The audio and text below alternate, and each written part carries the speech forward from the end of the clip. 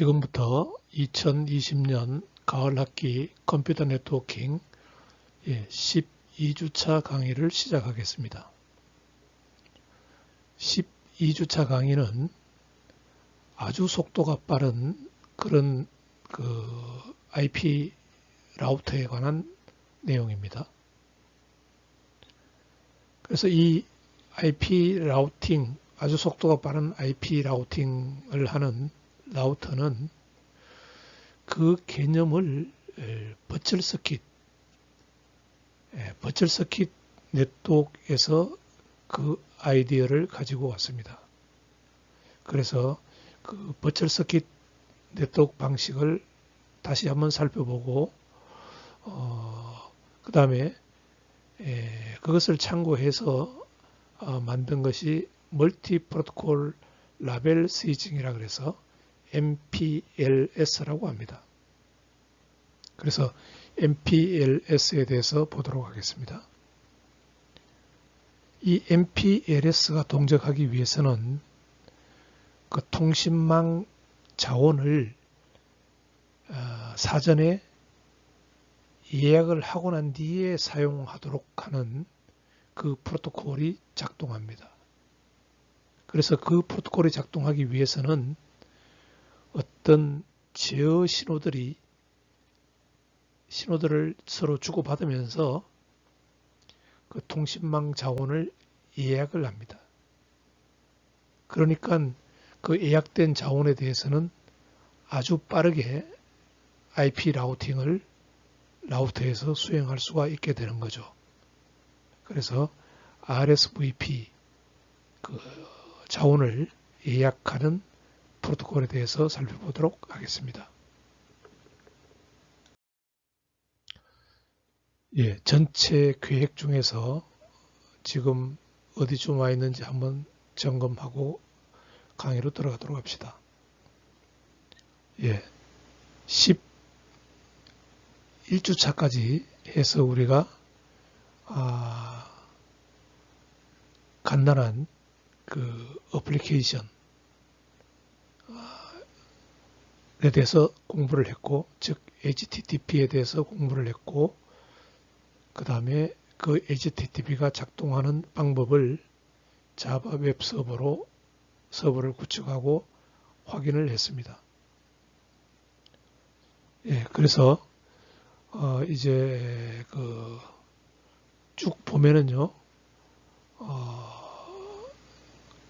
WLAN 링크 레이어, 그 다음에 2G, 3G, 4G, 5G까지 그 셀룰라 무선 네트워크, 그 다음에 6주차부터 이어진 7주차, 9주차, 10주차까지 이어진 그 IP 계층에 관한 이야기를 했고, 11주차에서 어플리케이션에 대한 이야기를 했습니다. 그래서 12주차에는 그 최근의 그 라우터 기술이라고 볼 수 있는 MPLS 라우터에 대해서 공부하는 시간입니다. 12주차가 끝나면은 13주, 14주 차에 걸쳐서 이제 마지막 남은 4계층, 전달 계층에 대해서 UDP, TCP에 대해서 공부를 하겠습니다. 그러면은 이제 그 컴퓨터 네트워킹을 통해서 2계층, 3계층, 4계층, 5계층이 총 공부가 끝나게 됩니다. 그래서 5계층은 11주차로 끝났습니다. 벌써 3주차, 4주차는 4계층, 전달 계층에 대한 공부가 되겠습니다. 순서가 약간 바뀌었는데요. 그렇게 해서 컴퓨터 네트워크 강의는 끝나게 되고 15주차에 기말고사가 계획이 되어 있습니다.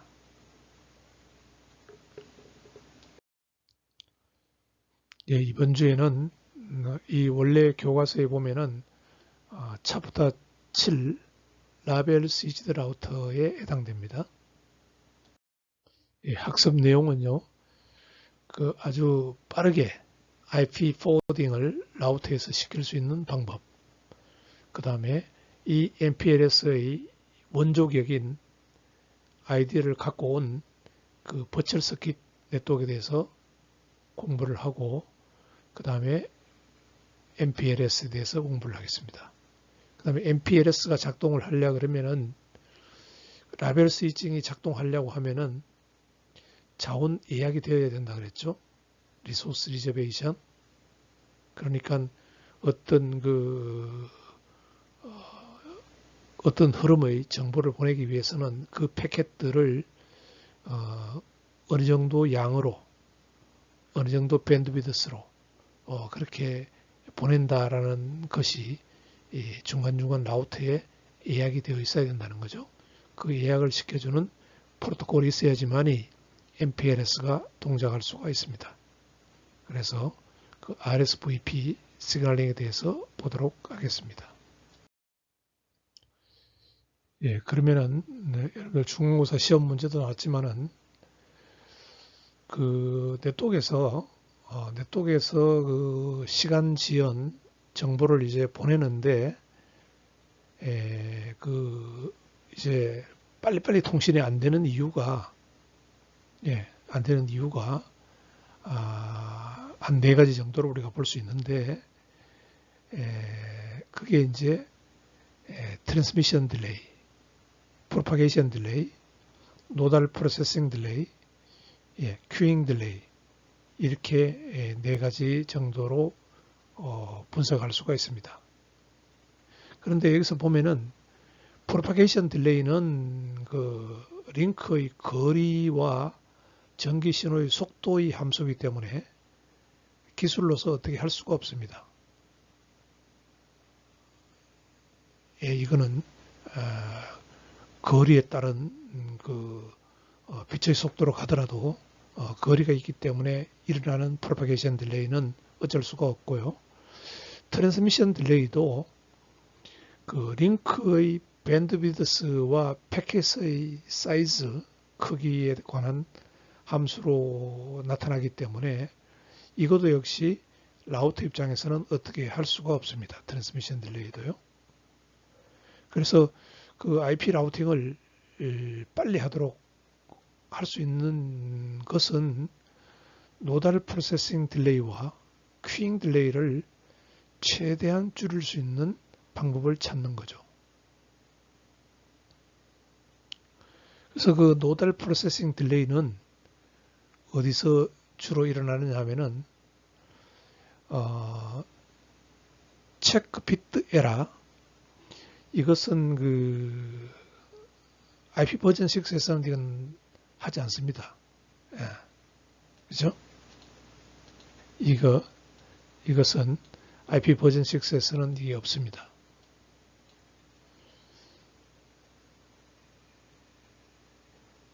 근데 이제 문제는 노달 프로세싱 딜레이를 야기시키는 문제는 포워딩 테이블을 룩업 하는데 걸리는 시간이죠.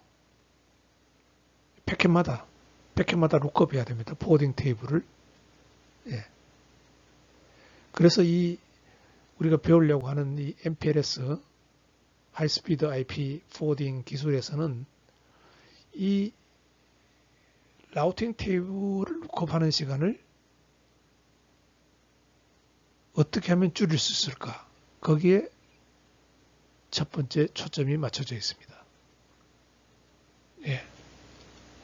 그 다음에 이제 두 번째로 이제 일어날 수 있는 딜레이가 어쩔 수 없는 딜레이가 큐잉 딜레이입니다. 큐잉 딜레이. 여기서 일어나는 딜레이죠.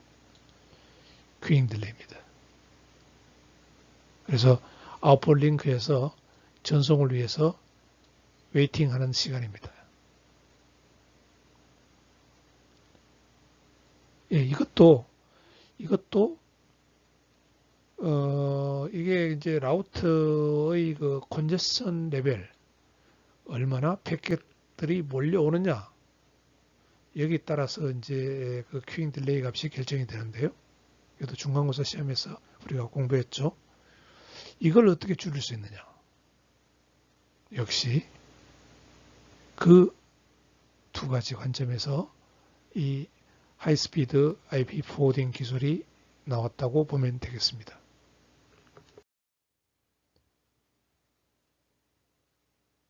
예. 자, 이게 이제 IP 포워딩을 하는 데 있어서 라우팅 테이블을 룩업하면은 시간이 걸린다는 것을 보여주고 있는 거죠. 예. 그래서 패킷이 들어오면은 목적지 주소를 달고 들어옵니다. 여기에 목적지 주소를 달고 들어오면은 이 주소를 이제 패킷마다 이 포워딩 테이블에 룩업을 해보는 거죠. 그래서 그 포워딩 테이블이 알려주는 그 링크로 이거를 내보내게 되는 겁니다. 자, 이 시간이 소요된다는 거죠. 이 시간이 소요됩니다. 그래서 이것을 어떻게 줄이느냐 하는 게 그 IP 포워딩 속도를 빠르게 할 수 있는 방법이라는 것이죠. 예, 두 번째로 이제 큐잉 딜레이는 인풋 포트와 아웃풋 포트에서 모두 다 일어날 수 있습니다. 근데 사실은 인풋 포트에서는 들어오는 쪽에서는 이게 이제 링크 레이어 속도를 가지고 들어오는데 이 룩업, 라우팅 테이블을 룩업 하는데 시간이 걸리면은 여기서 인풋 레이어에서도 큐잉이 일어나죠. 들어오는 만큼 빨리빨리 룩업을 못하니까요. 이 큐잉이 여기서도 일어납니다. 라우팅 테이블을 룩업 하는데 걸리는 만큼 시간이 걸리니까요. 계속 이렇게 패킷이 들어오는데 패킷마다 라우팅 테이블을 룩업하고 원하는 방향으로 내보내고 룩업하고 원하는 방향으로 내보내고 이렇게 계속 해야 되니까 이 룩업하는 데 시간이 걸리면은 여기서 큐잉이 일어나게 되죠.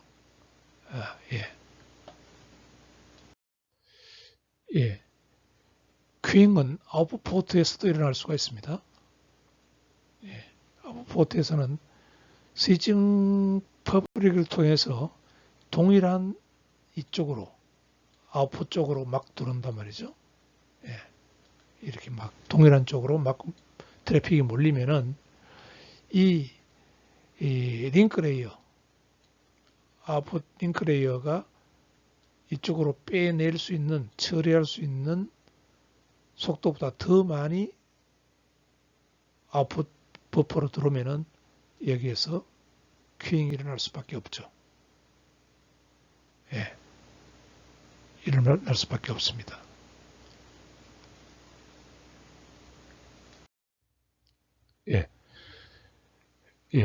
우리가 지금 우리가 먼저 배운 버추얼 서킷 네트워크에 대해서 한 번 더 보도록 합시다. 버추얼 서킷 VC라고 부르죠.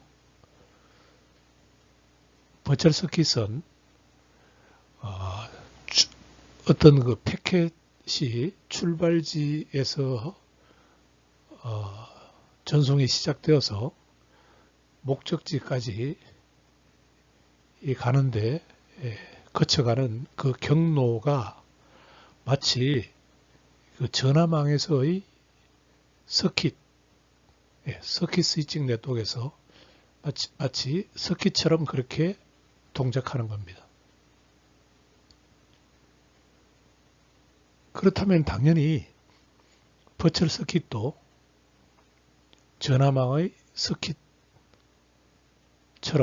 그런 어떤 데디케이티드 서비스, 즉 퍼포먼스가 어떤 일정한 양의 그 퍼포먼스를 제공해 줄 수가 있겠죠. 예. 물론 전화망은 음성, 즉 64kbps만큼의 데이터가 갈 수 있도록 그 채널이 퍼포먼스가 64kbps를 보낼 수 있도록 전용으로 자원을 배당해 놓은 거죠. 그 텔레폰 서킷이라는 이야기가 그렇습니다. VC도 그와 비슷하다는 것이죠. 예. 그러려면은 콜 셋업이 일어나야 됩니다. 마찬가지로 데이터 전송이 끝나고 난 뒤에는 티어다운, 즉, 그 자원을 할당한 그 채널을 해제를 시켜야 됩니다.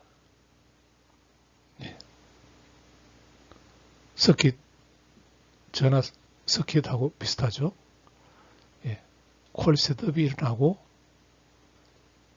일정량의 네트워크 자원을 할당을 받고 그 다음에 그 할당받은 그 네트워크 자원을 이용해서 데이터를 보내고 데이터를 다 보냈으면은 이제 그 할당 받은 그 자원을 다른 사람이 사용할 수 있도록 나는 이제 내놔야 됩니다.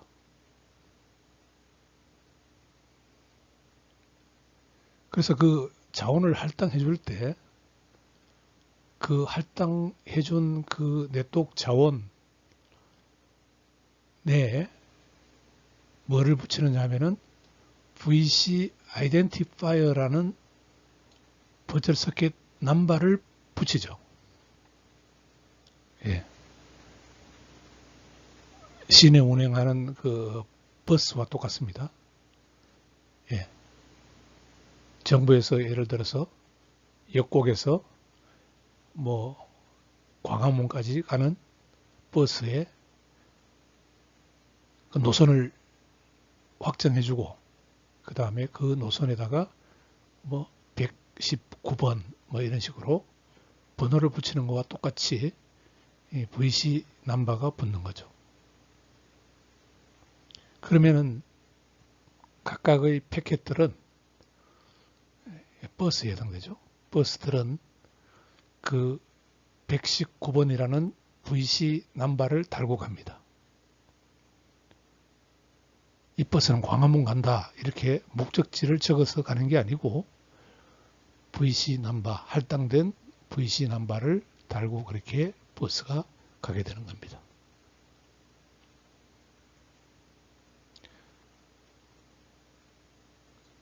그러면은 중간중간에 있는 그 라우터들은 어떤 스테이트를 보유합니다.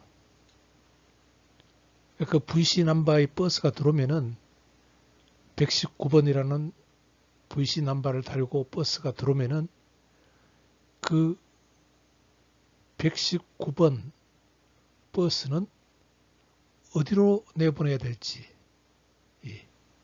뭐 그런 것들을 스테이트를 보고 확인을 한 후에 다음 방향으로 내보낸다는 거죠. 그래서 그 중간중간에 있는 라우터들은 그 119번에 대한 스테이트를 보유합니다. 예. 이 스테이트, 라우터 입장에서 이 스테이트는 콜 셋업이 일어났을 때 만들어졌다가 테어다운이 일어나면은 이 스테이트는 없어지는 거죠. 예. 그 스테이트는 어떤 정보를 유지하고 있느냐 하면은 그 할당된 VC 넘버, VC 아이덴티파이어에 대한 그 VC 아이덴티파이어는 VC는 버추얼 서킷은 링크에 관한 밴드위드스를 얼마만큼 사용할 수 있고 그 다음에 라우트에 관한 라우트에 있는 버퍼 공간을 얼마만큼 사용할 수 있다라는 자원, 밴드위드스는 링크 자원이고 버퍼는 라우터의 자원이죠. 그 자원을 각각의 VC에게 할당을 하는 겁니다. 그래서 이렇게 VC마다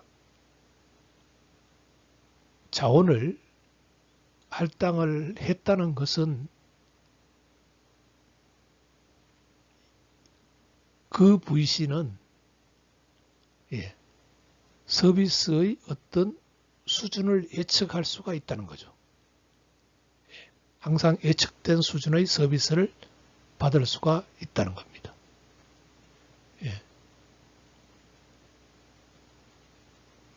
우리 음악회 같은 데도 마찬가지죠.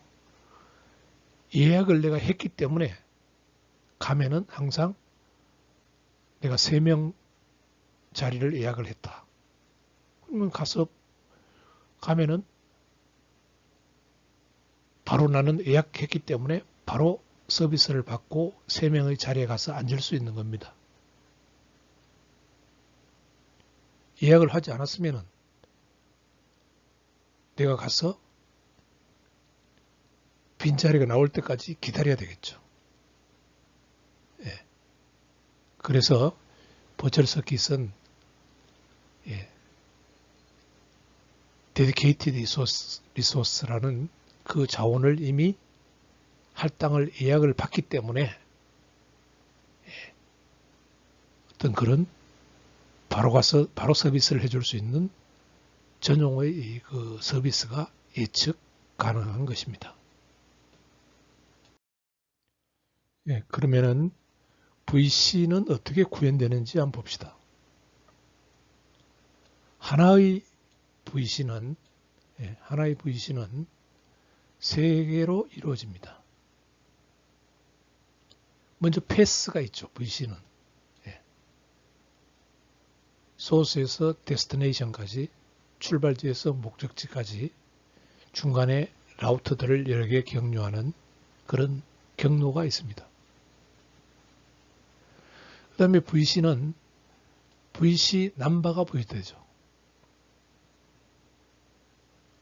패스는 아까 버스를 예를 들면 역곡에서 광화문까지 가는 그 패스고요. 그 다음에 VC 넘버는 119번이라는 그 버스 번호입니다.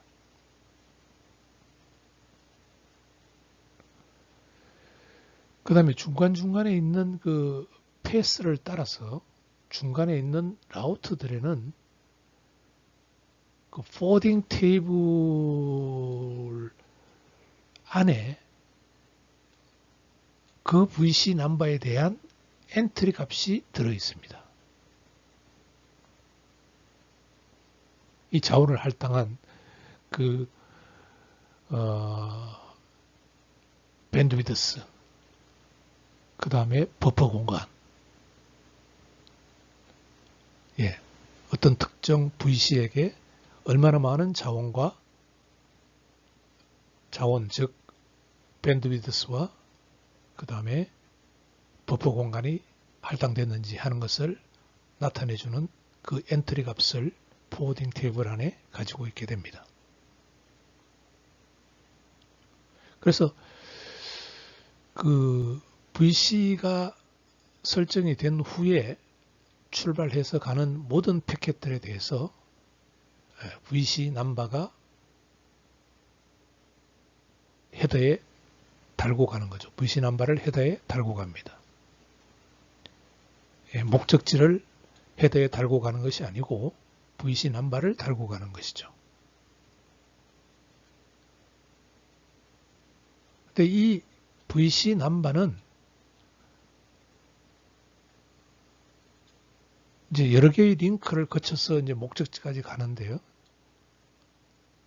중간에 라우터가 여러 개가 있을 수 있으니까 여러 개의 링크를 거쳐서 목적지까지 가는데 이 VC 남바는 계속 바뀝니다.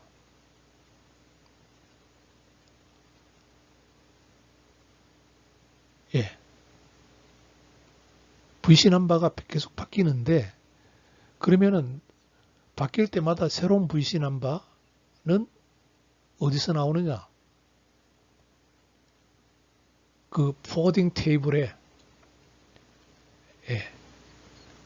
엔트리 값 안에 새로운 VC 넘버가 포함되어 있습니다.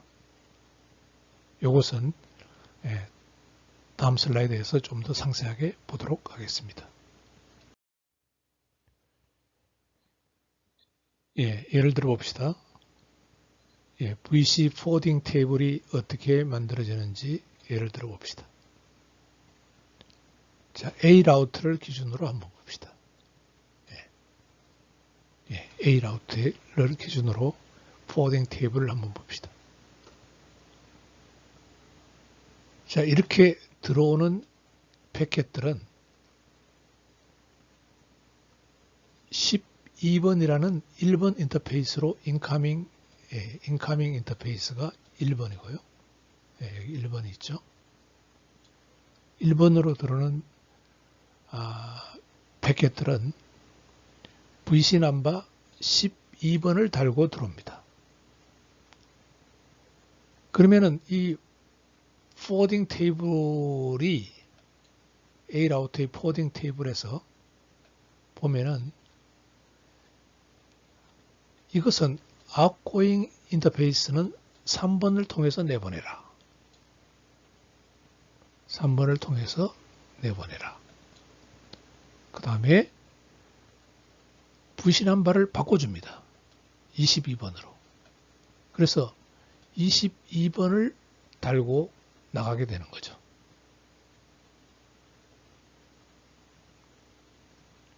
그래서 VC 라우터는 어떤 VC에 대한 스테이트 인포메이션을 가지고 있다. 그렇게 이야기하는 겁니다.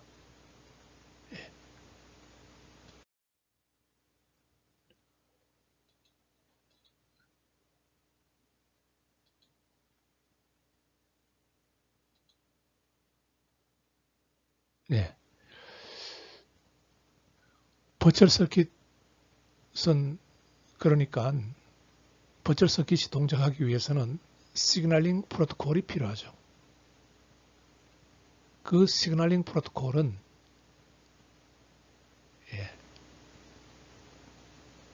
버추얼 서킷을 구현하는 과정입니다.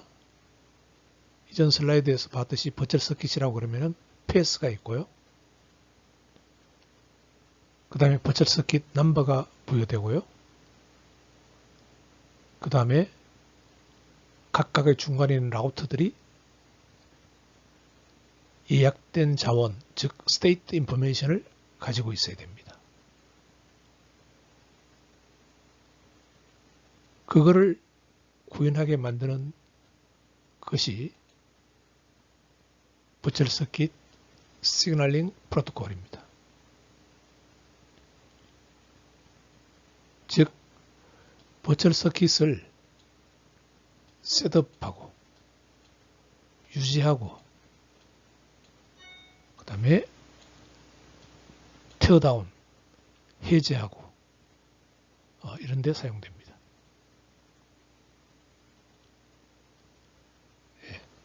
이 버추얼 서킷 방식은 인터넷의 원조라고 할 수 있는 X25 네트워크 지금 사용되고 있지 않습니다만은 여기서 사용되었던 방식입니다. 물론 현재의 인터넷에서는 사용되지 않고 있습니다.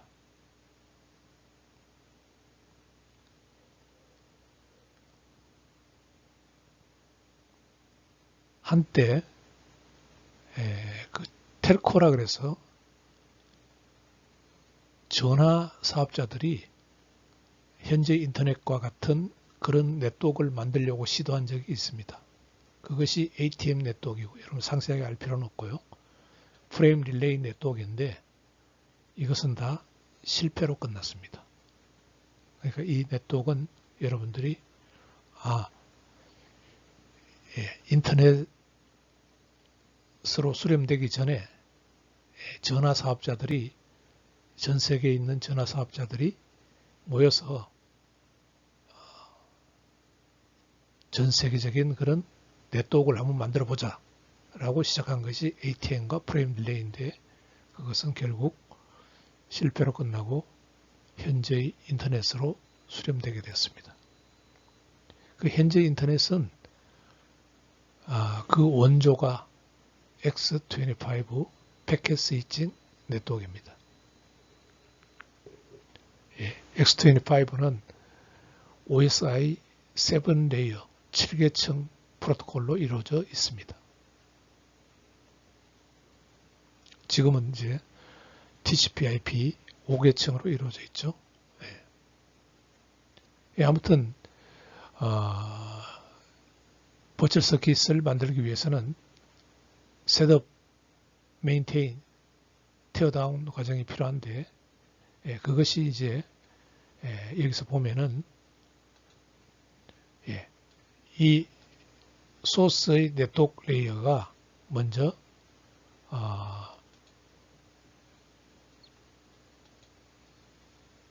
1번 이니시에이트 콜을 합니다. 1번 이니시에이트 콜을 하면은 이게 목적지에 시그널이 인커밍 콜로 들어가게 됩니다. 그러면 두 번째로 이제 이 목적지에서 accept call을 합니다. 그러면 이 accept call이 이제 반대로 패스를 따라서 이쪽으로 이렇게 가겠죠. 그러면은 콜 커넥티드가 이루어집니다. 이 3번 accept call이 지나가면서 여기에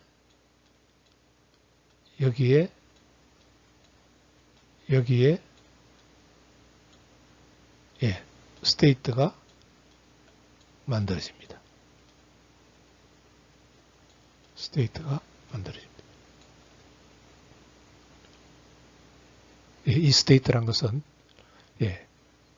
관련되는 링크를 얼마나 사용할 수 있고, 버퍼 공간이 얼마나 할당되어 있고, 그 다음에 VC 값이 어떻게 배당되고, 이런 것들이 이제 스테이트 정보로 들어가게 되는 것이죠. 그래서 여기도 패스를 따라서 스테이트가 만들어지게 됩니다. 그러면 이제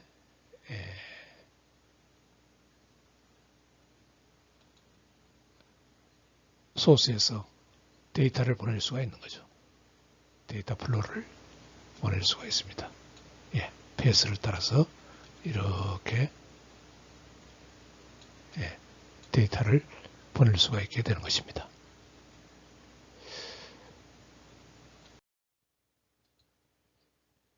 그러면 이제 멀티 프로토콜 라벨 스위칭 MPLS로 들어가도록 합시다. MPLS의 그 고울은, 목표는 뭐냐 하면은 아주 빠른 IP 포워딩을 가능하게 하는 것입니다. 뭐를 이용해서? 라벨을 이용해서. 이 라벨이 방금 공부한 VC와 거의 같은 개념입니다.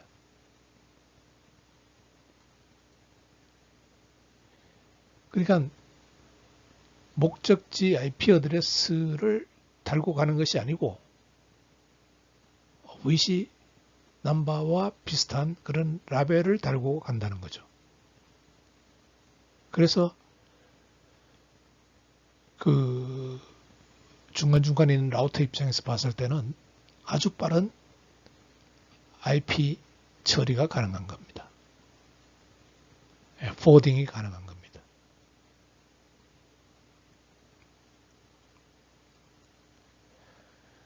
참고적으로 내가 그 집에서 구글까지 가는데 시간이 얼마나 걸리는지 한번 테스트를 해봤습니다. 이게 이제 트레이스 라우터라는 건데요. 트레이스 라우터. 이겁니다. 이거. 트레이스 라우터 google.com 이렇게 이제 쳐봤더니만은 깜짝 놀랐어요. 물론 구글 데이터 센터가 어디 있는지는 그건 뭐 비밀일 건데 그래도 아마 미국에 있을 겁니다. 근데 그까지 갔다 오는데 시간이 31ms 밖에 안 걸려요. 물론 뭐 좀 더 걸리는 경우도 있긴 있는데 31ms 밖에 안 걸려요. 라운드 트립 타임이 그렇습니다.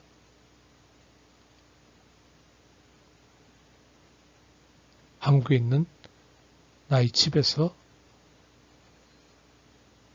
구글 데이터 센터까지 갔다가 오는데 걸리는 시간이 순수하게 이건 네트워크 딜레이인데 31ms 밖에 안 걸립니다.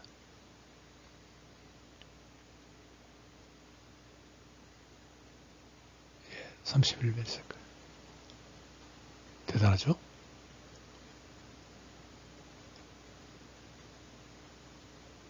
(31ms)면 뭡니까? 1초에 30번 왔다 갔다 한다는 겁니다. 1초에. 예.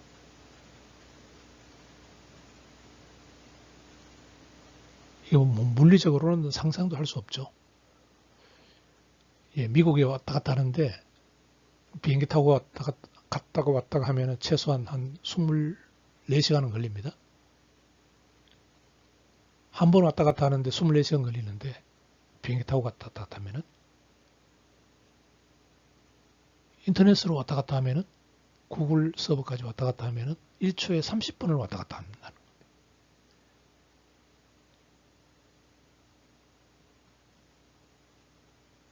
자, 이렇게 빠르게 전송이 가능한 이유는 뭘까?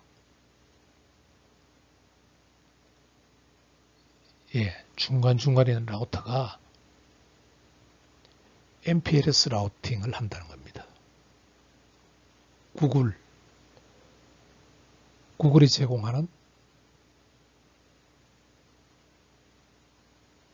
콘텐트 프로바이더 네트워크 그러는데, 예, 구글의 그 네트워크 기능이 MPLS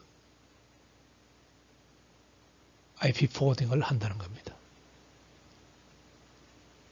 그 구글 트래픽에 대해서는 엄청나게 빠른 속도로 라우터를 통과하는 거죠. 예.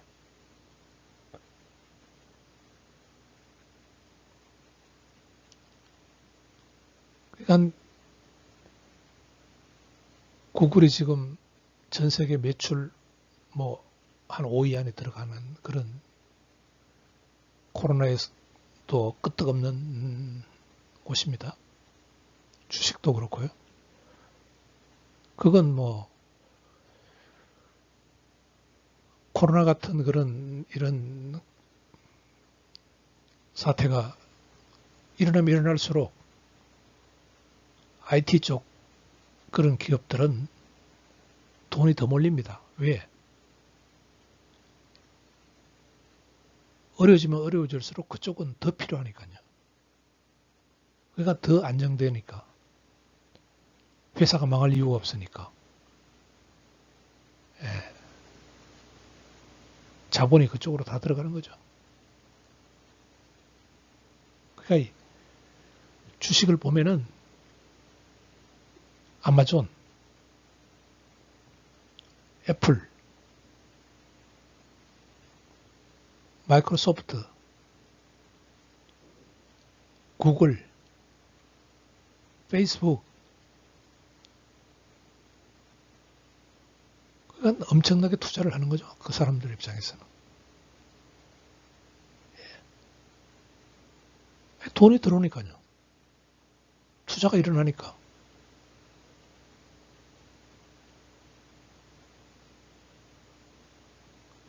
그래서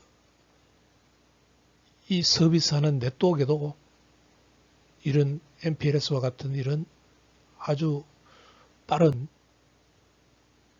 개념의 IP 라우팅을 할 수 있도록 투자가 일어나기 때문에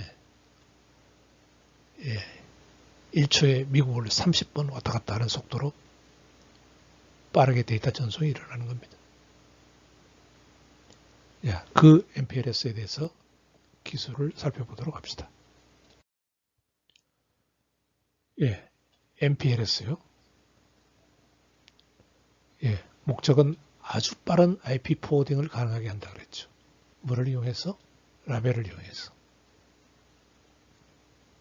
이 라벨이라는 것은 버추얼 서킷에서 아이디어를 빌려온 겁니다.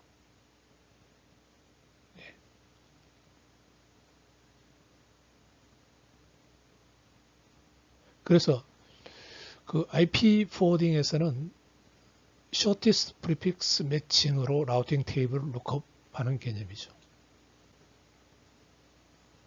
그렇지만 이것은 버추얼 서킷과 마찬가지로 라벨을 가지고 룩업합니다.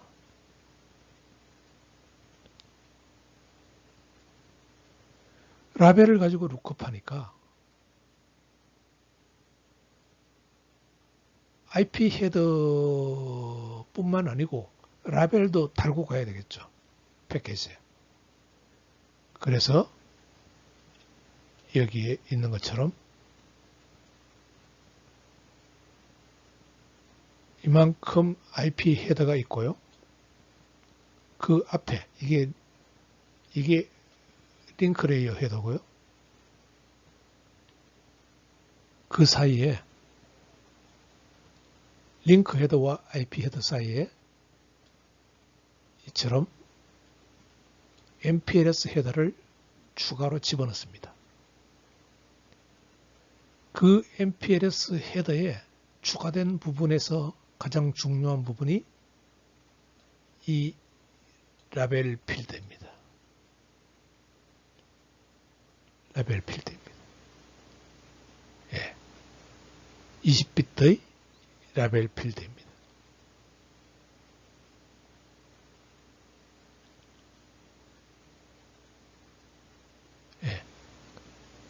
그렇지만은 IP 헤더는 그냥 그대로 달고 있습니다. IP 어드레스는 그냥 그대로 IP 데이터그램은 달고 있습니다. 왜 그러냐면은 이 부분 레이어 3 헤더는 그냥 그대로 달고 있으니까요.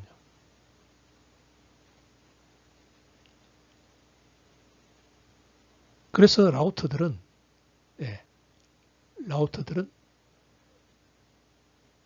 룩업을 할 때 이 라벨 부분을 룩업을 하는 겁니다. 이 IP 헤더 부분을 룩업하는 것이 아니고 이 라벨 부분을 이 부분을 룩업합니다. 이 부분을 룩업합니다. 그래서 아주 빨리 룩업이 일어나고 다음 나가는 방향을 찾아서 포워딩을 시킬 수가 있는 거죠. 그래서 라우터에서 머물거나 IP 포워딩 하는 시간이 거의 걸리지 않는 겁니다. 그래서 MPLS를 수행할 수 있는 라우터, MPLS capable 라우터를 우리가 일명 라벨 스위치드 라우터라 이렇게 이야기를 합니다. 그러니까 이 라벨을 보고 스위칭이 일어난다는 거죠. 원래 스위칭이라는 말은 그 링크 레이어 장비 레이어 2죠. 두 번째 레이어. 그 장비에서 이용되는 말이 스위치인데 여기서는 MPLS 캐퍼블 라우터에서는 IP 네트워크 레이어 포워딩이 일어나면서 거의 라벨을 이용하면은 스위치처럼 빠르게 이렇게 포워딩이 일어난다 그래서 라벨 스위치드 라우터라고 이야기를 합니다. 그래서 IP 포워딩이 라우터 입장에서는 어떤 라벨 값에 따라서 포워딩이 일어나는 거죠. IP 어드레스를 쳐다보지 않습니다. 라벨 값을 보고 포워딩이 바로바로 일어나게 됩니다. 그래서 그 MPLS에서의 그 포워딩 테이블이라는 것은 일반적인 라우터에서의 IP 포워딩 테이블과는 다릅니다. MPLS 포워딩 테이블은 라벨을 가지고 아웃풋을 결정해서 나가는 방식이죠. 예, 그렇게 했을 때 상당히 융통성, 플렉시빌리티가 증가하게 되는데요. 그 포워딩을 해줄 때, MPLS 포워딩을 해줄 때 융통성이 증가하게 되는데, 예, 그 이유는 어떤 주어진 목적지를 향하는, 소스에서 목적지를 향하는 흐름에 대해서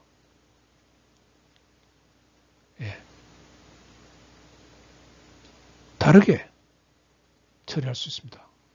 뭐 VoIP 같은 경우에는 이게 버츄얼 서킷 자원을 많이 할당해주고, 그 다음에 일반 텍스트 전송할 때는 자원을 좀 덜 할당해주고, 이런 식으로 동일한 소스에서 동일한 목적지로 가는 흐름에 대해서도 다르게 처리할 수가 있는 겁니다.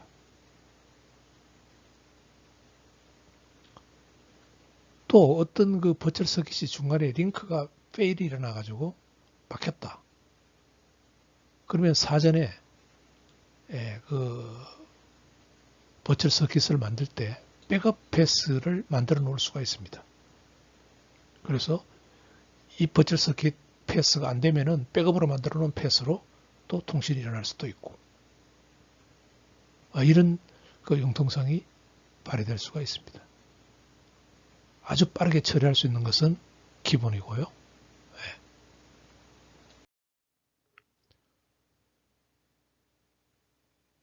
그러면은 MPLS와 비교하기 위해서 IP 라우팅을 먼저 한번 보도록 합시다.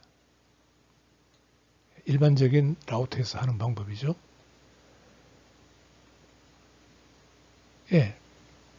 데스티네이션에 의해서 결정됩니다. 데스티네이션 어드레스에 의해서. 왜? 라우팅 테이블을 이게 이렇게 들어오면은 목적지 주소를 보고 라우팅 테이블을 룩업한 뒤에 이리 가라. 또 목적지 주소를 보고 라우팅 테이블을 룩업한 후에 이쪽으로 가라. 이쪽으로 가라. 이렇게 결정되는 거죠. 여기서도 목적지 테이블을 보고 이리 가라. 또 목적지 어드레스를 보니까 라우팅 테이블을 룩업해 보니까 이쪽으로 가라. 또 이쪽으로 가라. 이쪽으로 가라. 이런 식으로 목적지 주소를 보고 라우팅 테이블을 룩업해서 그쪽으로 가는 겁니다. IP 라우터에서, 일반적인 IP 라우터에서는요. 자, 그러면은 MPLS 라우터에서는 어떤 일이 일어날 수 있는지 한번 봅시다. 이렇게 자주색으로 표시된 것이 MPLS 라우터인데요.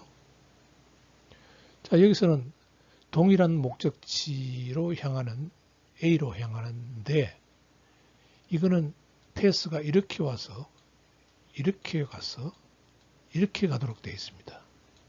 자, 여기서 들어온 거는 이렇게 와서 아까 IP 라우팅인 경우에는 당연히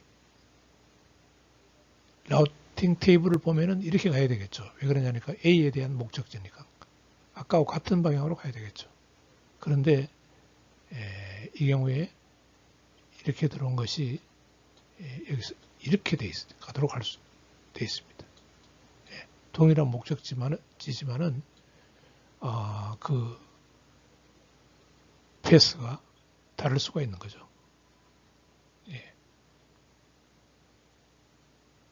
그게 또 MPLS 라우터의 그 차이점입니다. 자, MPLS는 RSVP 시그널링 프로토콜을 이용합니다. TE는 그냥 생략해도 됩니다. 터미널 이퀴프먼트 같은데요. 그냥 RSVP 시그널링 프로토콜을 사용합니다. 일명 이것 다른 말로 MPLS 시그널링이라고 부릅니다. 그 MPLS 시그널링을 하는 이유는 어떤 플로우 스테이트 인포메이션, 중간중간에 라우터가 플로우 스테이트 인포메이션을 가지게 하도록 합니다. 그러면 당연히 여기 R4 입장에서는 R4 라우터는 이런 플로우 스테이트 인포메이션을 갖고 있고 R3는 이런 걸 갖고 있고 R2는 이걸 가지고 있고 이 라우터는 이걸 가지고 있다고 합시다. 이걸 가지고 있다. 마지막 라우터는 이 MPLS 라우터에서 이런 걸 가지고 있다고 합시다. 자, 그러면은 자, 이게 R6는 일반적인 IP 라우터죠. 이거는 일반적인 IP 라우터입니다. 그래서 여기서 그냥 패킷이 하나가 들어왔다고 합시다. 들어오면은 이 R4 MPLS 라우터에서는 어떤 목적지 A로 가는 거에 대해서 라벨을 10번으로 붙여줬다고 합시다. 아웃풋 0 이런 스테이트 인포메이션이 만들어져 있다고 합시다. 그러면은 당연히 이렇게 들어와서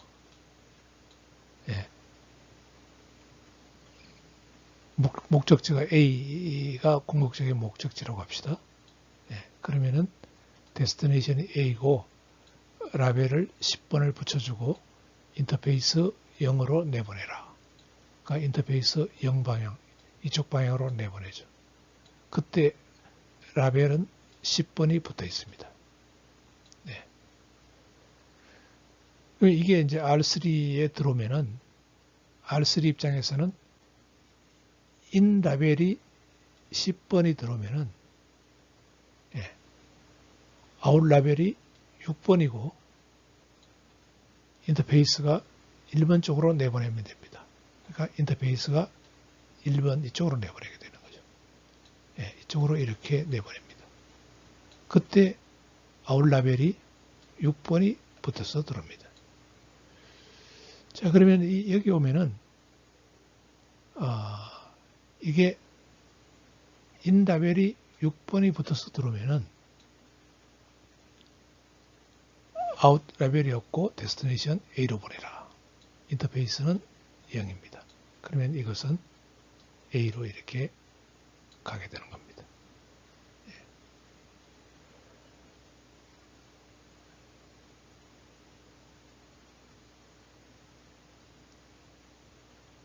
또 다른 경우를 한번 볼까요? 동일한 목적지 A지만은 이제는 다른 경우를 한번 봅시다. 자, 여기서 이제 이렇게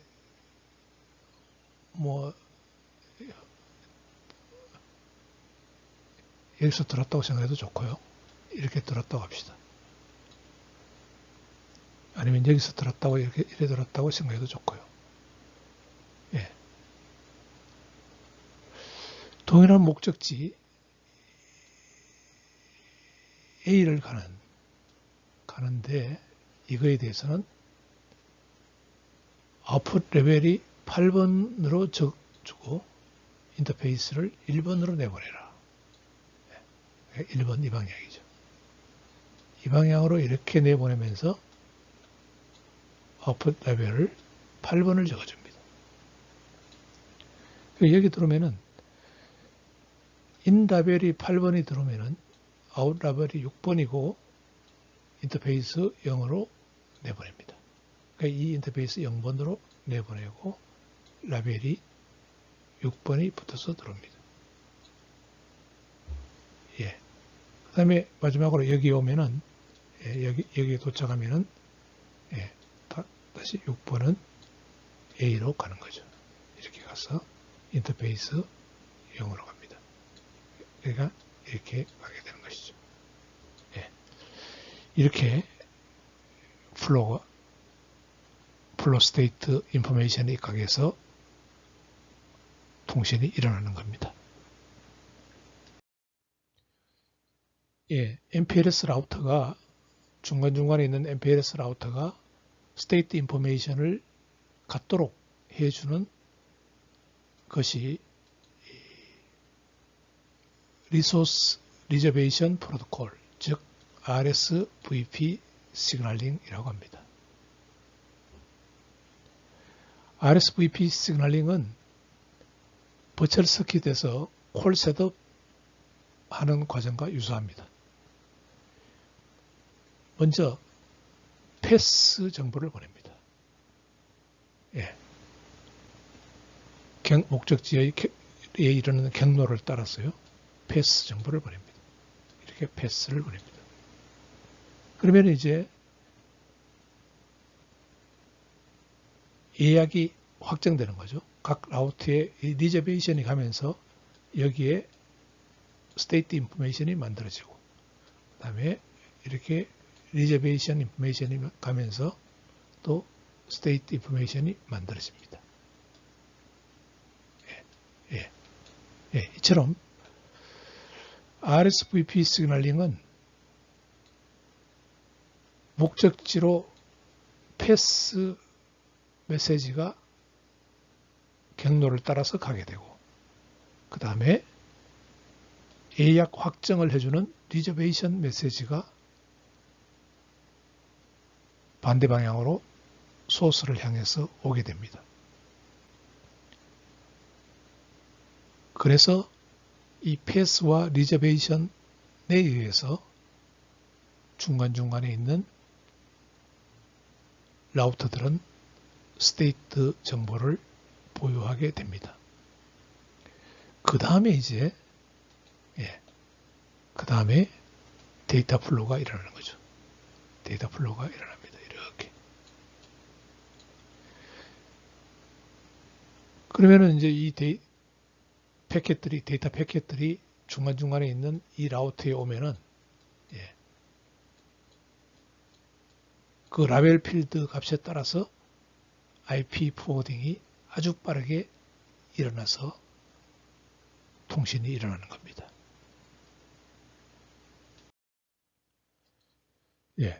RSVP 시그널링을 요약해 봅시다. RSVP 시그널링은 자원을 할당하는 프로토콜입니다. 시그널링에 의해서 리소스 리저베이션 프로토콜입니다. 그러기 위해서는 샌더가 먼저 패스라는 메시지를 리시버에게 보냅니다. 이 패스라는 메시지는 그 트래픽, 보내려고 하는 트래픽의 어떤 특성, T스펙을 가지고 있습니다. 이 T스펙은 나중에 예약할 때와 밀접한 관련이 있는데요. 이 T스펙을 보고 예약을 해줍니다. 예를 들어서 나는 어느 정도의 밴드위드스의 데이터를 보내겠다라는 그러한 정보가 이 T스펙 안에 들어있습니다. 얼마나 빠른 속도로 데이터를 보내기를 원한다. 그런 의미죠. 그 T스펙이 이 PS 메시지 안에 들어있습니다. 예약을 요청하는 메시지죠. PS 메시지는. 그러면은 중간중간에 있는 모든 라우터들은 이 PS 메시지를 목적지까지 전달합니다. 그때는 이제 일반적인 라우팅 프로토콜에 의한 라우팅 테이블을 이용하는 거죠. 포워딩 테이블을 이용하는 거죠. 이 PS 메시지 자체는요. 그 PS 메시지를 받은 그 최종 목적지 리시버는 리저베이션을 보내면서 응답을 하게 됩니다. 그 리저베이션 메시지에는 R스펙을 포함하고 있는데요. 그 R스펙은 아까 그 T스펙에서 요청한 얼마나 빠르게 데이터를 보내기를 원한다 라는 것을 반영해서 링크의 밴드위드스와 라우터의 버퍼 공간을 예약해 주는 겁니다. 그래서 그 할당된 플로 라벨에 이 링크 밴드위드스와 버퍼 공간이 할당되게 됩니다. 즉 예약을 시켜주는 겁니다. 그 다음에 그 플로 라벨 필드와 같은 그런 것들이 이제 플로 스테이트 인포메이션에 대해서 중간중간 라우터의 스테이트 인포메이션으로 자리 잡게 되는 것입니다. 유지가 되는 겁니다. 근데 이 스테이트 인포메이션은 계속 유지가 되는 것이 아니고 일정한 시간이 되면은 타임아웃 되어버립니다. 그렇기 때문에 이 RSVP는 주기적으로 계속 패스 메시지와 리저베이션 메시지를 보내서 이 리저베이션 스테이트 중간중간 라우터에 있는 이 스테이트 인포메이션을 리프레시 해줘야 됩니다. 이게 이제 인터넷 프로토콜에서 거의 프로토콜이 이제 이런 경우로 이렇게 설계되어 있는데요. 왜 그러냐면은 이게 예약은 해놓고 나중에 사용하지도 않으면서 떠나버리는 그러한 경우 때문에 그렇습니다. 그러니까 테어다운 끝내지 않고 그냥 가버리는 거죠. 예, 그렇기 때문에 일정한 시간이 지나면은 내가 계속 사용하려면은 리프레시를 시켜주고 리프레시 안 하면은 그냥 그거로 끝입니다. 예, 이렇게 설계가 되어 있습니다. 그래서 이 예약을 해줄 때 어떻게 예약을 해주느냐? T스펙에 입각해서 패스 메시지가 요청하는 T스펙에 입각해서 R스펙을 만들어서 예약을 해줍니다. 즉 링크 밴드위드스와 버퍼 공간을 할당을 해주는 거죠.